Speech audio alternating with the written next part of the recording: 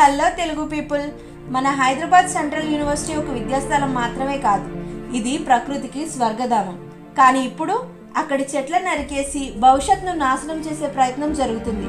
మనకు ఊపిరి ఇచ్చే ఆ చెట్లను నాశనం చేయడాన్ని చూస్తూ ఊరుకుంటామా? ఒక చెట్టును పెంచడానికి ఏళ్ల తరబడి సమయం పడుతుంది, కానీ నరికేసేందుకు కేవలం కొన్ని నిమిషాలే సరిపోతాయి. మన ప్రకృతి మనకు ప్రాణవాయువు, నీరు, చల్లదనం ఇవన్నీ ఇస్తుంది. కానీ మనమేం చేస్తున్నాం?